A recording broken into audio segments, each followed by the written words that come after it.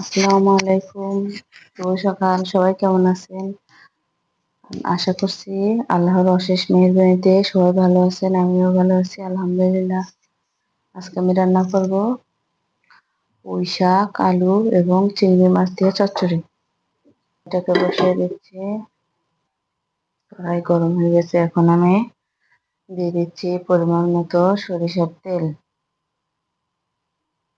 আস্ত কাঁচা জিরা, দিয়ে দিচ্ছি পেঁয়াজ কুচি, দিয়ে দিচ্ছি রসুন কুচি, কাঁচামরিচ ফালি করে কাটা।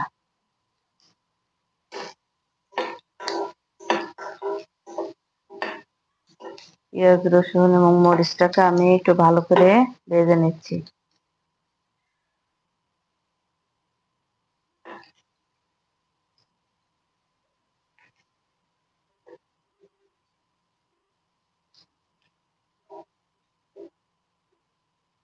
আমার পেঁয়াজ রসুনের কালারটা চেঞ্জ হয়ে গেছে।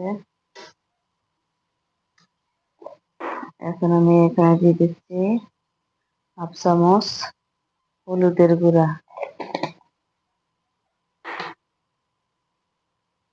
দিচ্ছি এখানে 1 চামচ ধনিয়া গুঁড়া, দিয়ে দিচ্ছি পরিমাণ মতো লবণ 1 চামচ, পরে দেখে দেওয়া যাবে স্বাদ কমে যাবে। এখন এখানে দিয়ে দিচ্ছি চিংড়ি মাছ।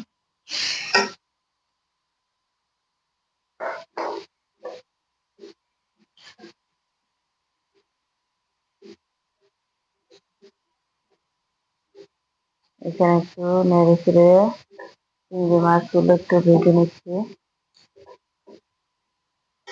এখন এখানে দিয়ে দিচ্ছি শাক এবং আলু। আলু দিচ্ছি একটা।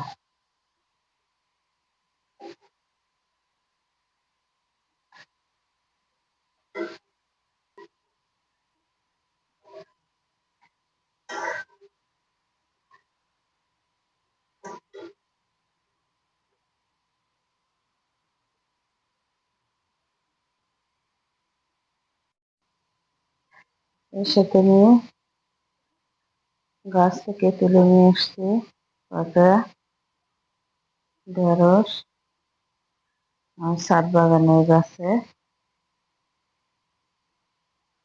এগুলো একটু দিয়ে দিচ্ছি।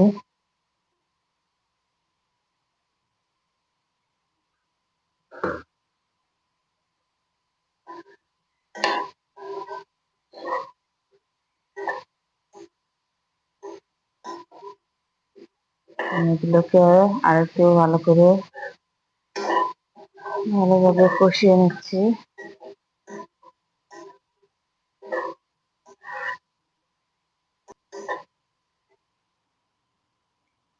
এখানে আমি দিয়ে দিচ্ছি একটু তেল, যেহেতু চচ্চড়ি করবো।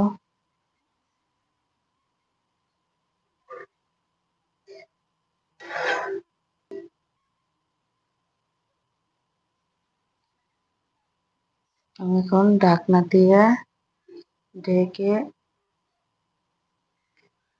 চুলার জালটাকে একটু দিয়ে দিলাম মিডিয়াম করে। আমি ঢাকনাটাও খুলে দেখবো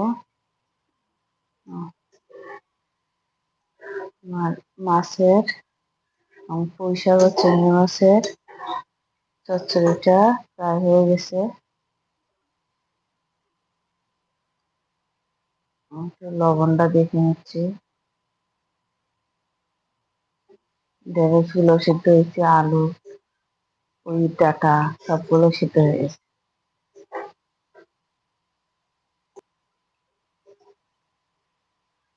এটা খুব মজার একটা খাবার।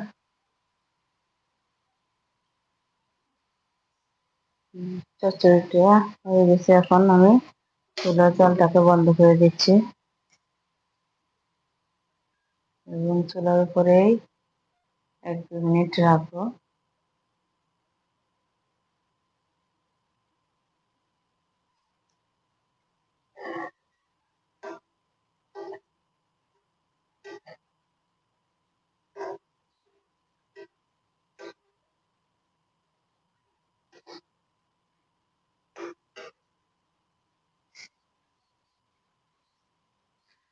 আমি চচ্চড়িটাকে বাটিতে তুলে নিচ্ছি।